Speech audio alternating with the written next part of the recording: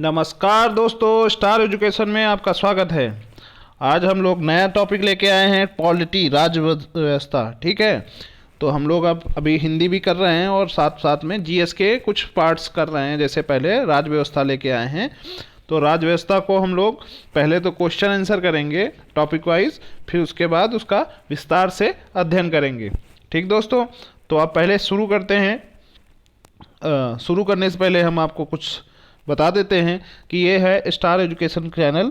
इस यूट्यूब में आप इसको सब्सक्राइब कर सकते हैं, लाइक कर सकते हैं और अपने दोस्तों को शेयर कर सकते हैं। ठीक है, और अच्छा वीडियो लगे तो नीचे कमेंट बॉक्स में आप बता सकते हैं, अपनी राय भी दे सकते हैं। ठीक है दोस्तों, तो शुरू किया जाए। पहला है भारत का संवैधानिक विकास। ठीक है दोस्तों, तो इसमें पहला क्वेश्चन है, निम्नलिखित में से किस अधिनियम के अंतर्गत भारतीय विधान परिषद को बजट पर बहस करने की शक्ति प्राप्त हुई है। ठीक दोस्तों, तो इसका आंसर कौन सा है? भारतीय परिषद अधिनियम 1861 या भारतीय परिषद अधिनियम 1892 या भारतीय परिषद अधिनियम 1909, भारतीय शासन अधिनियम 1919। तो इसका आंसर दोस्तों बी है, भारतीय परिषद अधिनियम 1892। चलिए फिर आगे बढ़ते हैं दूसरे क्वेश्चन में। संविधान सभा में सदस्यों का चुनाव कैसे हुआ था? सीधे जनता द्वारा, भारतीय राष्ट्रीय कांग्रेस के नामांकन द्वारा या भारतीय राज्यों के शासकों से नामांकन द्वारा, प्रांतीय विधानसभाओं द्वारा। तो इसका आंसर दोस्तों प्रांतीय विधानसभाओं द्वारा है। ठीक है, अगले क्वेश्चन में आते हैं। इसमें सम्मिलित करना है। ठीक है दोस्तों, तो नियंत्रण परिषद की स्थापना, सर्वोच्च न्यायालय की स्थापना, इंग्लिश मिशनरियों को भारत में कार्य करने की अनुमति और गवर्नर जनरल की परिषद में कानूनी सदस्यों की नियुक्ति। तो दोस्तों इसका सही आंसर क्या होगा? नियंत्रण परिषद की स्थापना ये हुई थी पीट्स भारती अधिनियम 1784, सर्वोच्च न्यायालय की स्थापना नियामक अधिनियम 1773, इंग्लिश मिशनरी चार्टर अधिनियम 1813 और गवर्नर जनरल की परिषद में कानूनी सदस्यों की नियुक्ति चार्टर अधिनियम 1833। तो इसका कौन सा सही है आंसर है? इसका सही आंसर क्या है? बी है। ठीक दोस्तों, इसका सही आंसर बी है। चलिए आगे बढ़ते हैं चौथे क्वेश्चन में। निम्नलिखित में किस अधिनियम में कलकत्ता में सर्वोच्च न्यायालय की स्थापना का प्रावधान किया गया था? कलकत्ता में सर्वोच्च न्यायालय की स्थापना का प्रावधान किया गया था। तो इसका आंसर क्या होगा? रेगुलेटिंग एक्ट 1773 में किया गया था और बन के तैयार कब हुआ था? 1784, ना कि पिट्स इंडिया भारत अधिनियम नहीं। रेगुलेटिंग एक्ट 1773 के अधिनियम से वो पारित हो गया था, प्रावधान हो गया था कि सर्वोच्च न्यायालय में कलकत्ता में सर्वोच्च न्यायालय बनेगा, और इसका लेकिन जो बन के तैयार हुआ था वो 1784 में। ठीक दोस्तों, अगले क्वेश्चन में आते हैं। केंद्र में द्वैध शासन किस अधिनियम के अंतर्गत स्थापित किया गया था? तो केंद्र में द्वैध शासन किस अधिनियम के अंतर्गत स्थापित किया गया था? इसका ऑप्शन है भारत सरकार अधिनियम 1909, भारत सरकार अधिनियम 1919, भारत सरकार अधिनियम 1935 या भारत सरकार अधिनियम 1947। तो पांचवे का आंसर क्या होगा? पांचवे का आंसर होगा भारत सरकार अधिनियम 1935। केंद्र में द्वैध शासन की स्थापना हुई थी। ठीक है दोस्तों, अगला क्वेश्चन है, कैबिनेट मिशन योजना के अंतर्गत संविधान निर्मात्री परिषद में प्रत्येक प्रांत को आवंटित सदस्य संख्या निर्धारित करने के लिए एक प्रतिनिधि कितनी जनसंख्या के अनुपात में था? तो 8 लाख व्यक्ति, 10 लाख व्यक्ति, 12 लाख व्यक्ति, 15 लाख व्यक्ति। इसका सही आंसर क्या है? 10 लाख व्यक्ति। ये बहुत ज़्यादा क्वेश्चन पूछे जाते हैं, आए हुए क्वेश्चन हैं, तो इसको आप रिवीजन कर सकते हैं बार बार इस वीडियो को। ठीक है दोस्तों, नेक्स्ट क्वेश्चन बढ़ते हैं। एक निर्वाचित संविधान सभा द्वारा सर्वप्रथम भारत के संविधान का निर्माण करने का प्रस्ताव किया गया था? साइमन कमीशन द्वारा, भारत सरकार अधिनियम 1935 द्वारा, क्रिप्स मिशन द्वारा या ब्रिटिश कैबिनेट डेलीगेशन द्वारा? क्या था? संविधान सभा द्वारा सर्वप्रथम भारत के संविधान निर्माण करने का प्रस्ताव किया गया था। तो सातवें का क्या आंसर होगा? क्रिप्स मिशन द्वारा। ठीक है दोस्तों, सी। अगले क्वेश्चन में आते हैं। भारत में उपनिवेशी शासन के संदर्भ में 1883 में इल्बर्ट बिल का उद्देश्य था। क्या था? जहां तक अदालत की दंडिक अधिकारिता का संबंध था, भारतीय तथा यूरोपीय लोगों को बारबरी में रखना। बी ऑप्शन क्या था? देसी प्रेम की स्वतंत्रता पर कड़ा अंकुश लगाना, क्योंकि उसे उपनिवेशी शासकों का विरोध समझा जाता था। तीसरा क्या है? प्रशासनिक सेवाएं पर इच्छा भारत में करवाना, ताकि देश भारतीयों में उसमें बांटने के लिए प्रोत्साहित किया जा सके। चौथा क्या है, शस्त्र एक्ट में संशोधन कर देसी भर्तियों को शस्त्र रखने की अनुमति देना। तो आठवें का आंसर क्या होगा, आठवें का आंसर होगा जहां तक अदालत की दंडिक अधिकारिता का संबंध था, भारतीय तथा यूरोपीय लोगों को बराबरी पर रखना था। ठीक है दोस्तों, अगला क्वेश्चन आता है 9। राष्ट्रपति की अध्यादेश निर्गत करने की शक्ति प्रेरित है, राष्ट्रपति अध्यादेश निर्गत करने की शक्ति कहाँ से प्रेरित है, कौन से एक्ट से, वो है भारत सरकार अधिनियम 1919 द्वारा, या भारत सरकार अधिनियम 1935 द्वारा, भारत सरकार 1909 में द्वारा, भारत सरकार अधिनियम 1947 द्वारा। तो इसका सही आंसर क्या है, बी, भारत सरकार अधिनियम 1935 द्वारा। अगला क्वेश्चन है, भारतीय विधान पालिका प्रथम बार द्विसदनी बनाई गई, भारतीय विधान पालिका प्रथम बार द्विसदनी बनाई गई, ये किस एक्ट द्वारा बनाई गई थी, 1919 के भारतीय सरकार अधिनियम द्वारा। ठीक है, तो 10वें का सी आंसर सही है। ठीक है, अगला क्वेश्चन आता है, 1919 के भारत शासन अधिनियम के निम्नलिखित में से कौन सी प्रमुख विशेषताएं या विशेषता है, प्रांतों की कार्यकारिणी सरकार में द्वैत शासन की व्यवस्था, मुसलमानों के लिए पृथक सांप्रदायिक निर्वाचन मंडलों की व्यवस्था, केंद्र द्वारा प्रांतों को विधायनी शक्ति का हस्तांतरण।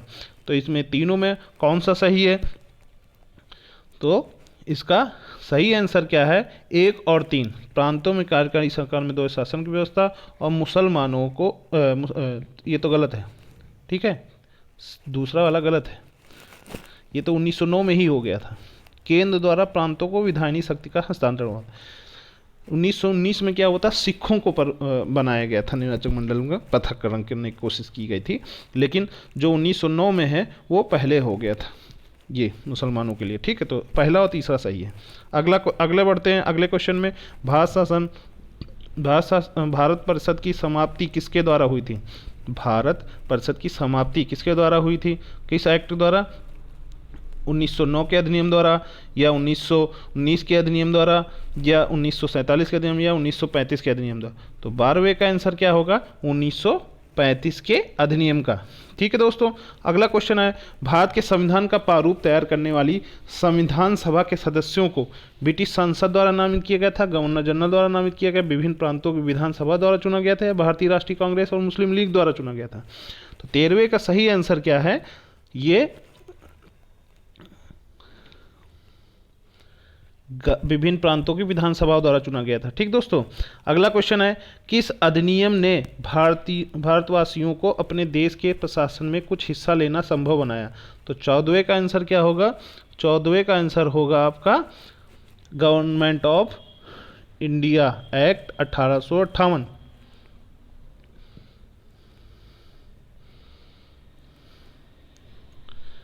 या चार्टर एक्ट 1833, या charter act 1853, Indian council act 1861। तो इसका सही आंसर क्या है, 1833। ठीक है दोस्तों, अब 15वें में आते हैं, स्वतंत्र भारत की संविधान सभा के अध्यक्ष कौन है।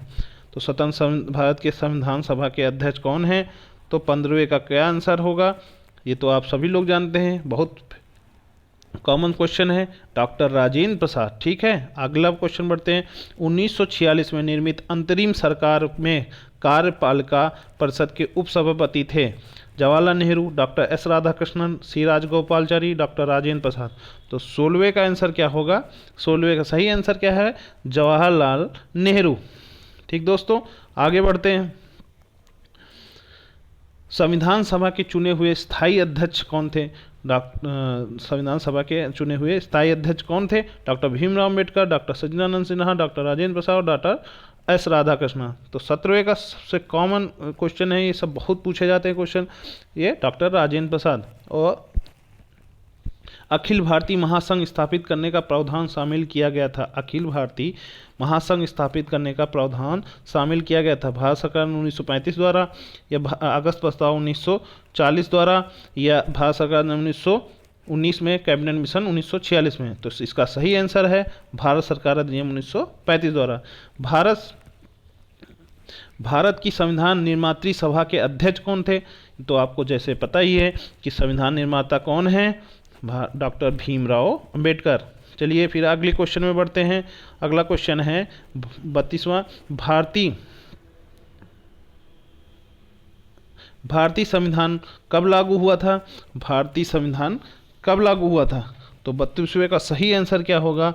32वें का सही आंसर आपको 26 जनवरी 1950 को, 23 जनवरी 1950 को, या 15 अगस्त 1947 को, 26 दिसंबर 1949 को। तो इसका सही आंसर क्या है? 26 जनवरी 1950 को। ठीक है, अगले बढ़ते हैं।